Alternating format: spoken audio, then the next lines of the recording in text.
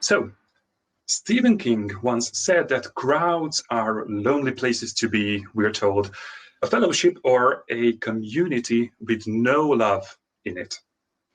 Pretty inspiring, right? It's definitely inspiring, but pretty useless if you search for ideas how to create a good community. Inspiration is essential, I think, but what we really need is methods and case studies which we can learn from. With that in mind, I brought you some tips and ideas building and gamifying your own community if you have or if you want to start a new one. So in the next 20 or so minutes, we will discuss 3 topics. First, I give you a glimpse of how I started to build a gamification community in Hungary. Then we talk about what tools and ideas we can help or use if you want to gamify your community. Then we wrap all the things up. For my methods and communities, I heavily relied on 3 great people's work apart from my own experience. Mostly Amy Jo Kim and her game thinking, Andrzej Marczewski's Hexad types, and of course Yukai Chao's Octalysis framework. You might notice their work in these ideas. So first, let's talk about the big group and jump in the middle of these topics. Let's talk about this big community. And when I say big, it means from my country's perspective, big.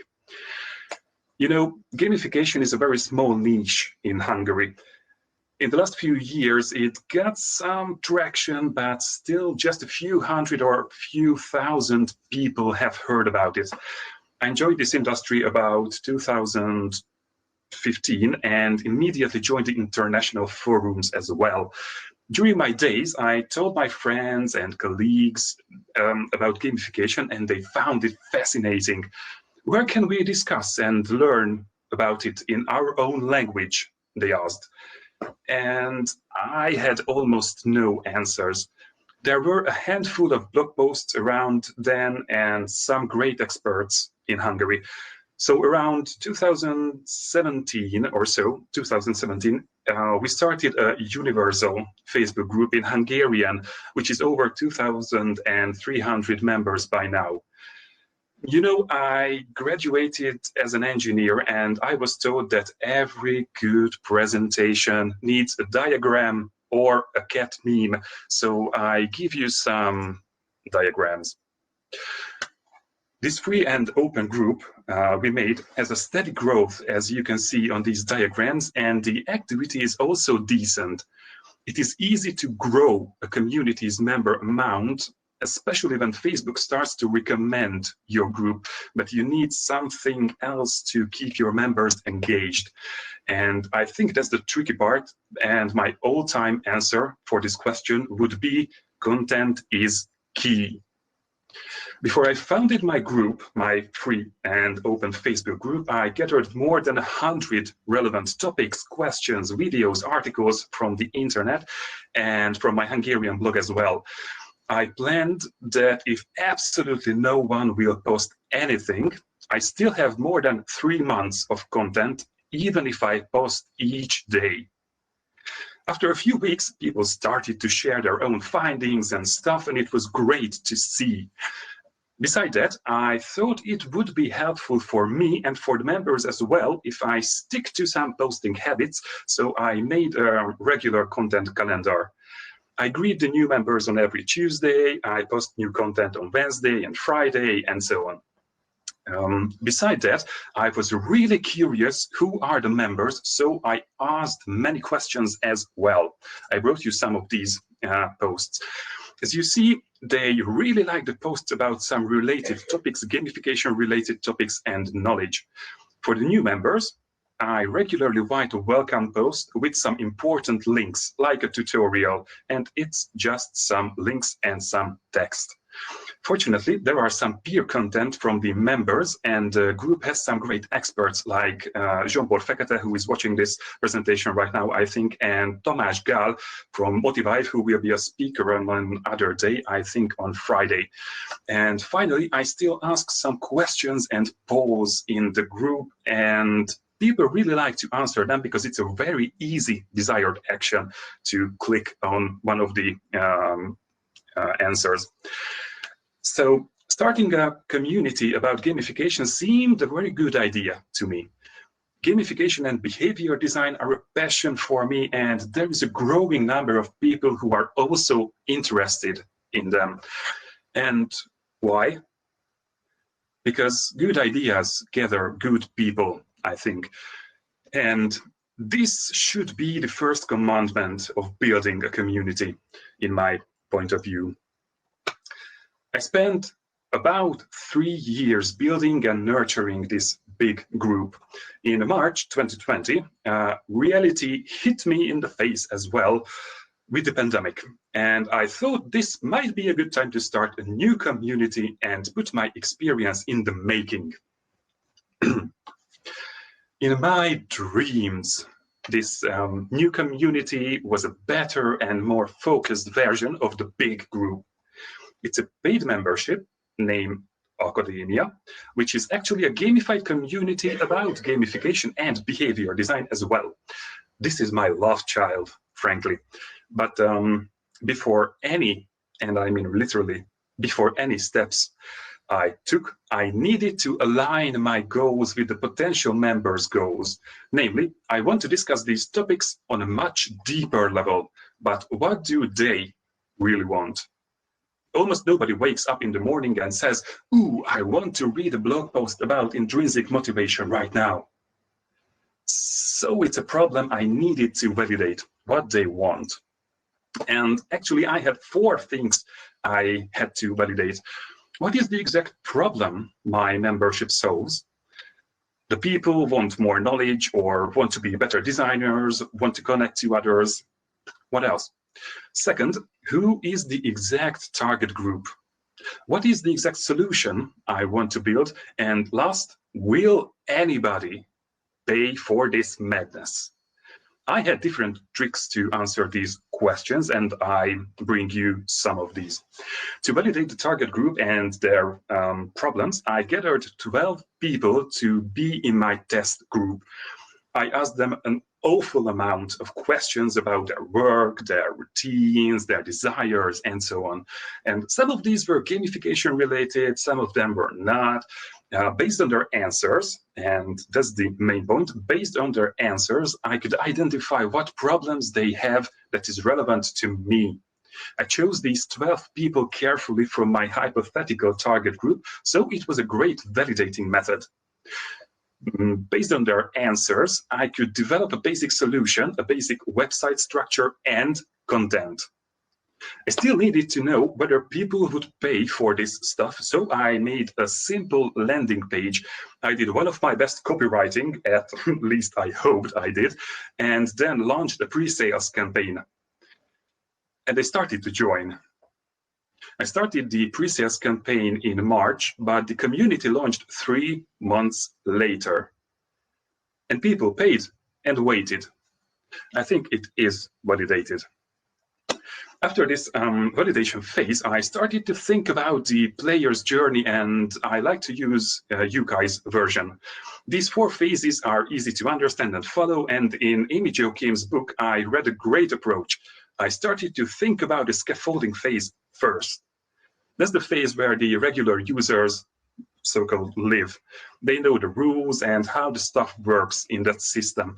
And when I finished with this phase, I jumped to the onboarding and finished the other 2 lastly. I drew some maps and diagrams about the steps and desired actions I want my members to do. I know this diagram is not readable, but that's not the point. The point is I wanted to see the whole journey, and I cut that regarding to the 4 phases. It helped me to narrow down my focus, and I could go back to the big picture any time.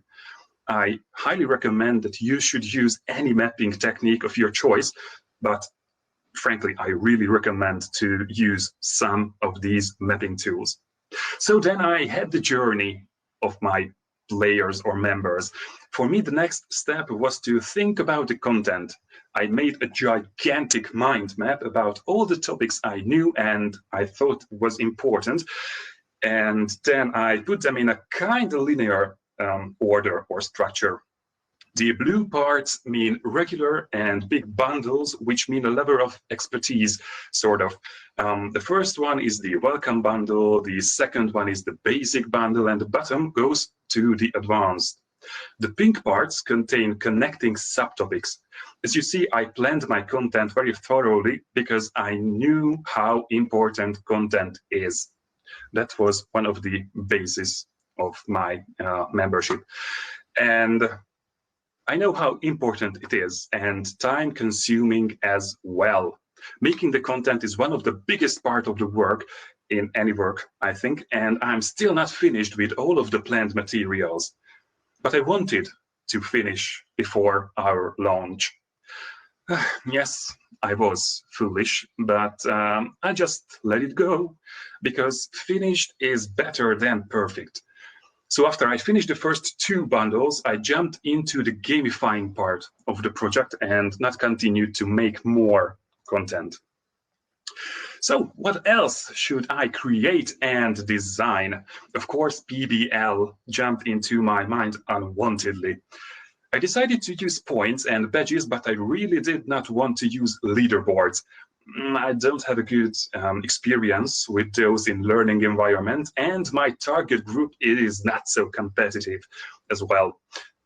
I use some other mechanics as well. We will jump to that in a later slide. I really wanted to personalize the members' experience, and it was a technical issue that I had to overcome with it. Relax. And of course, I made a nice content calendar for this smaller group as well. So actually, I had to make a new Facebook group and a new website. And that was the part when the party went to mayhem. When I say I am an engineer, it means I really love process diagrams.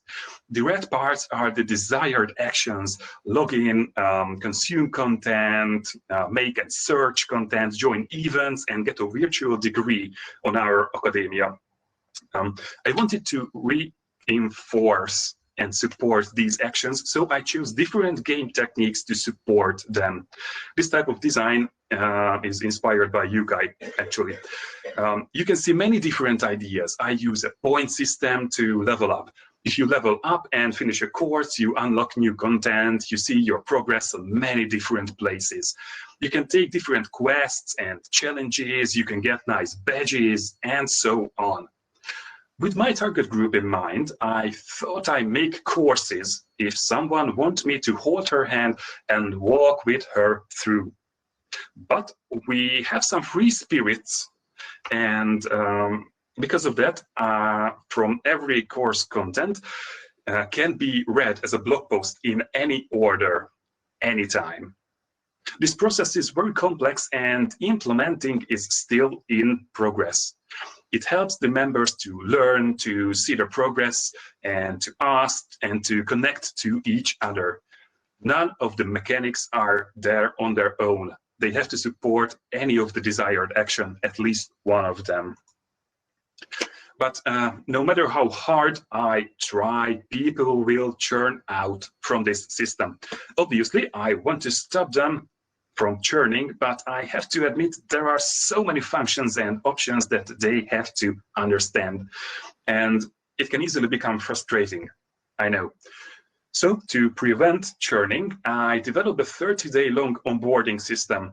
It contains more than 15 emails and a welcome party in every 3 months. I even cut out some palm trees from paper for the party, as you can see on the picture in the corner. And these parties are really fun, I think. So long story short, a good onboarding is a good antidote for churn, I think. And of course, I needed to measure if the system performs well and gather feedback regularly as well. I dug into my analytics, and the most recent statistics say that the first course finish rate is a bit over 90%. The concurring second course has a 52%. On average, this ratio is around 15 to 18% in the learning and development industry, as far as I could research this topic or statistics. So I think gamification did its job well enough. Besides that, there are some automatic feedback asking emails, and I also ask for feedback in the Facebook group regularly. Don't forget to measure and ask for feedback. And I made some print screens for you, just to be sure. Based on the user's permissions, there are different items in the top menu. You can see my account has 506 experience points, and I'm on level 5, which is, I think, a shame because I should be a power user on my own system. Nonetheless, the name, the points, the level, and the rank badge is dynamic content, which is part of the personalization. If I scroll down, it says I'm a member since 180 days, and there are my registered courses. On the right, it shows my acquired badges. The badge in the middle means I became a member of the business guild. Members can join up to 3 different guilds based on their interests, like education, business, or IT. The guilds mean extra content, personalized content. I think this is an easy way of customization because the members can stack these guilds on their own. In every course, there are several lessons, as you can see on this slide. Every lesson has a video, some extra cool links to this topic, a task related to this topic, some small and easily achievable task, and a short quiz as well. And some members told me that they really love this concept of the lessons, and however they like it, it would be great if I could write the length of the video to the title, in the title. With this, they instantly know how much time they should allocate for one lesson. So I said, so shall it be. Listen to your members. They have great ideas how to make things better. And last but not least, every community needs their inside jokes. Please don't forget the fun. So we have an affection for llamas, actually.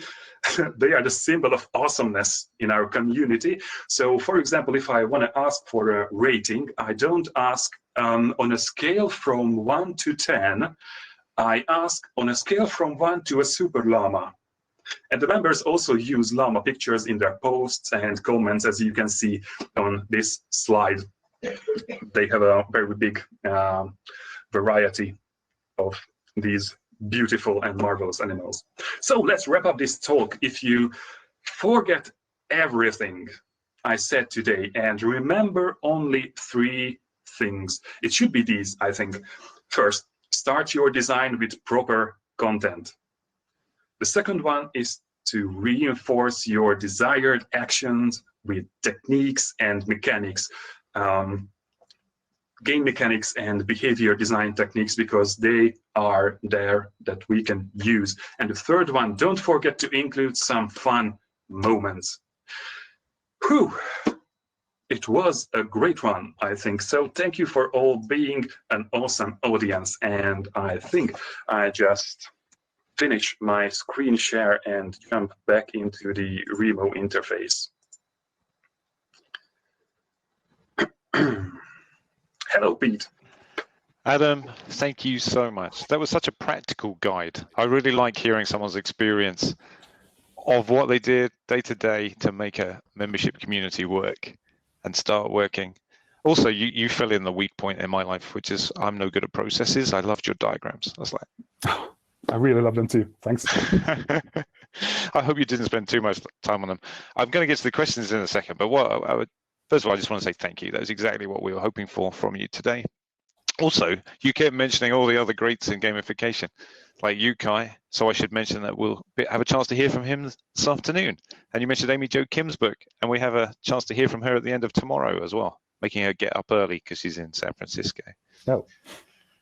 But people are willing to do that for a community, which I think is great. So over to the questions.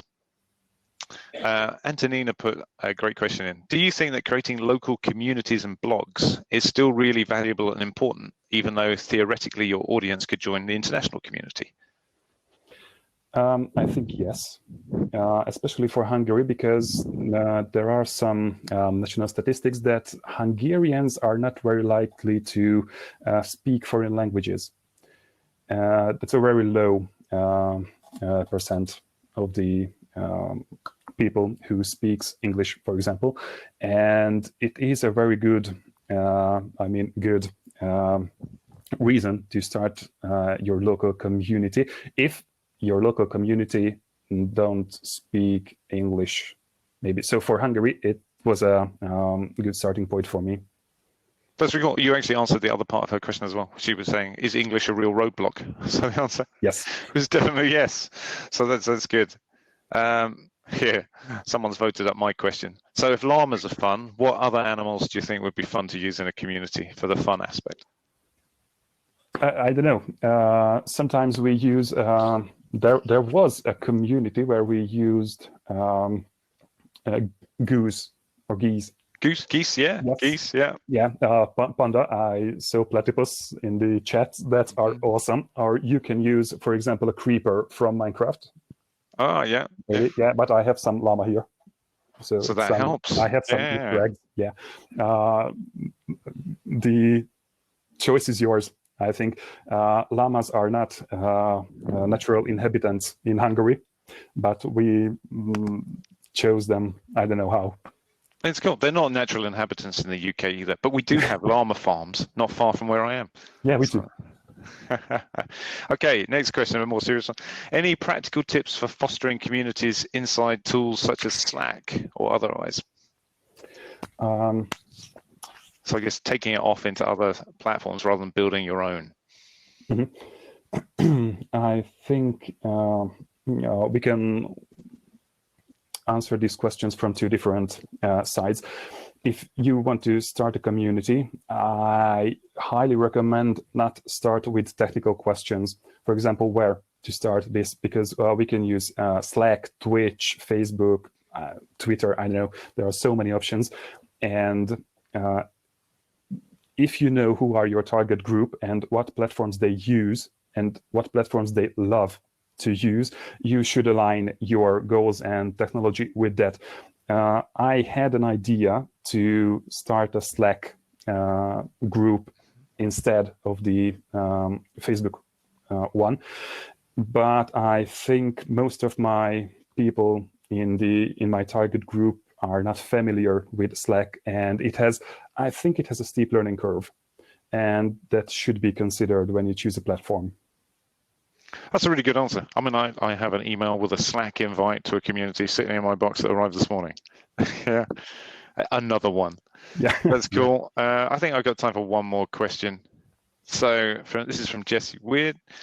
I remember being underwhelmed by Octalysis due to using common mechanisms, points, badges, levels, and having too many at once. Is this a concern other users have brought up? So I think this resonates with what you were saying around interconnectedness of the different game mechanics as well. Yeah, I think the trick is not to show everything and not to give every content and every mechanics and functions at the same time, because it could be overwhelming. That's super true. I totally agree with Jesse, I think. Mm-hmm.